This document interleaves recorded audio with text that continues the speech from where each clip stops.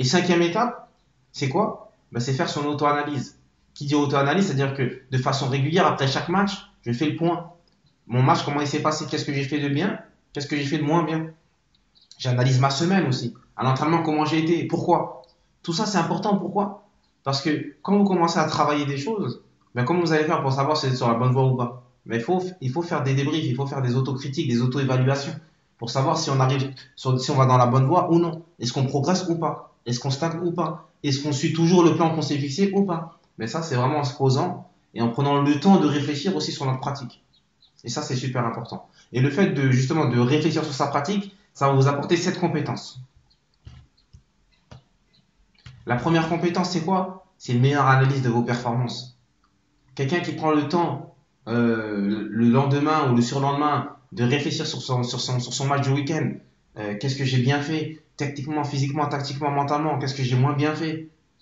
Ben, ce jour-là, au fur et à mesure, il va comprendre comment il fonctionne. Je fais toujours ces mêmes petites erreurs. Où je vois que ça, franchement, je fais toujours bien de façon régulière. Ben, qu'est-ce que ça vous a apporté, ça? Vous allez prendre conscience de vos forces et de vos faiblesses. Vos forces, ça va vous apporter de la motivation et de la confiance en vous. Je sais que je fais ça de façon régulière tout le temps bien. Ben, à l'approche d'un grand match, je sais que ça, c'est quelque chose qui est acquis. Et ça, je sais que ça va me donner de la confiance en moi. Par contre, je vois que souvent, ça revient souvent. J'ai du mal à gérer la profondeur. Je reprends toujours les mêmes exemples. Ben, peut-être qu'au bout d'un moment, il faut que j'essaie d'améliorer ça. C'est important, surtout à mon poste. Ben, qu'est-ce qu'on fait? Ben, là, je vais voir le coach. Coach, voilà, j'ai remarqué que, et le coach va vous donner les billes pour ça. C'est pour ça que l'auto-analyse, c'est super important. Vous allez prendre conscience de vos forces et de vos faiblesses. Troisième chose aussi, vous allez augmenter votre engagement par rapport à votre projet sportif. Quand je dis projet sportif, votre projet de carrière. Si vous prenez le temps de réfléchir à votre pratique, c'est pourquoi? Ben, c'est parce que vous avez vraiment un objectif qui est fort. Un objectif qui est important pour vous. Et donc, vous allez vous engager. Le fait de faire son auto-analyse, de prendre 30 minutes par semaine, pendant que les autres ils seront là en train de jouer à la PlayStation ou faire autre chose, vous vous dites, tous les lundis, je bloque une demi-heure de 17h à 17h30, je fais mon auto-analyse tranquillement, au calme, je suis à froid, le match il est passé, je reviens sur ma prestation. Comment ça s'est passé en première mi-temps, comment ça s'est passé en deuxième mi-temps. Mais ça, c'est un engagement fort. C'est quelque chose qu'il n'y a pas beaucoup de personnes qui le font. Et malheureusement, ces habitudes-là, il faut les prendre depuis que vous êtes jeune. Parce que c'est quelque chose qui, au fur et à mesure, quand vous allez le faire, vous allez le faire, mais rapidement, boum, vous allez vite vraiment savoir comment votre match s'est passé. Et ça va vous permettre justement de vous fixer des axes de travail pour la semaine qui va arriver, beaucoup plus facilement et beaucoup plus rapidement. Ça va vous responsabiliser aussi. Vous allez développer une rigueur de travail. Celui qui arrive à prendre 30 minutes de son temps pour faire quelque chose que personne ne fait, mais forcément c'est quelqu'un qui prend ses responsabilités. Et c'est pas quelqu'un qui rejette toujours la faute sur les autres. Parce qu'il y aura personne pour vous dire, hey, Mohamed, va faire ton auto-analyse. Non. Soit vous la faites, c'est pour vous, soit vous la faites pas, c'est pour vous. Mais si vous la faites, c'est que vous prenez conscience de l'importance et vous allez vous responsabiliser. Je me responsabilise en faisant ça de façon quotidienne et régulière. C'est pas pour rien que je le fais. C'est pas pour faire plaisir à Paul ou à Jacques, à personne. C'est entre moi et ma feuille.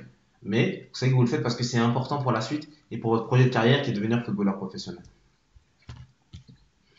Cinquième aussi compétence que vous allez développer, c'est quoi? C'est que justement, quand on fait une auto-analyse, on ne fait pas une auto-analyse de façon vague.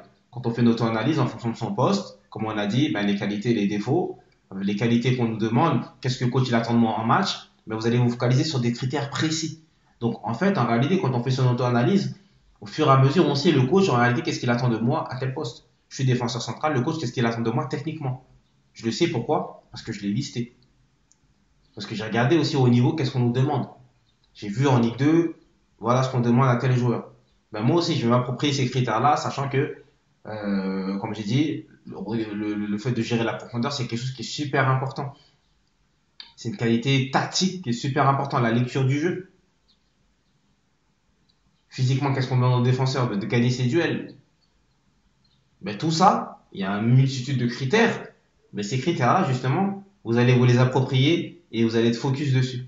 Je sais que moi, en tant que défenseur central, j'ai ça, ça, ça, ça, ça, ça, il faut que je sois performant. Et au fur et à mesure de vous les intégrer, ça va devenir automatique. Et vous allez commencer justement à progresser.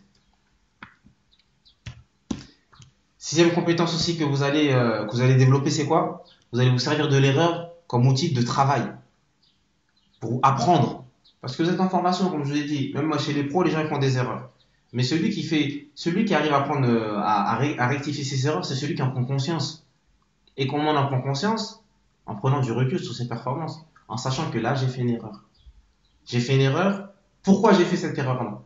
J'ai fait cette erreur-là pour telle raison. Ben, je vais chercher à trouver comment faire pour gommer cette erreur dans mon jeu. Ben, comment je vais faire? Soit je vais demander à mon coach, soit je vais demander à un professionnel du domaine. Je sais pas, moi, comme on a dit, un préparateur physique, si c'est mental, voilà, un manque de concentration, ben, je vais aller voir quelqu'un qui est compétent dans ça.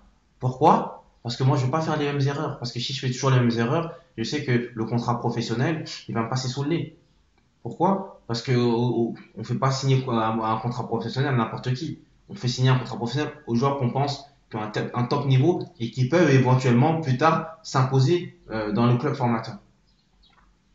Donc voilà l'importance aussi de se servir de l'erreur comme apprentissage.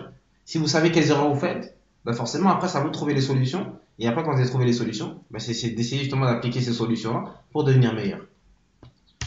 Et la dernière qualité aussi, ou compétence que vous allez développer en faisant votre auto-analyse de façon régulière, ben, c'est un état d'esprit collaboratif avec votre coach. Comme je vous ai dit, vous faites votre auto-évaluation de votre côté. C'est une très bonne chose. C'est quelque chose que très peu de personnes font.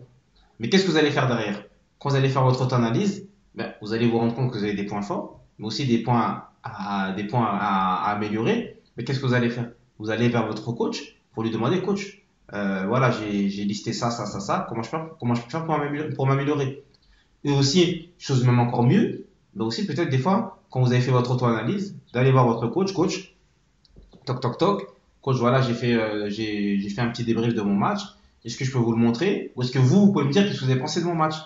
Pour que moi, ça puisse me permettre de quoi? De voir, voilà, si ma vision des choses, elle est bonne, ou si vraiment, voilà, si ma vision et votre vision, elle correspond sur ce match-là, pour savoir si je vais dans la bonne direction.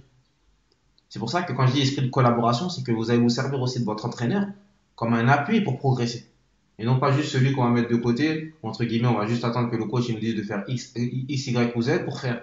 Non, là vous devenez acteur de votre projet, mais vous intégrez aussi votre entraîneur dans votre projet de carrière. Donc je vais récapituler rapidement.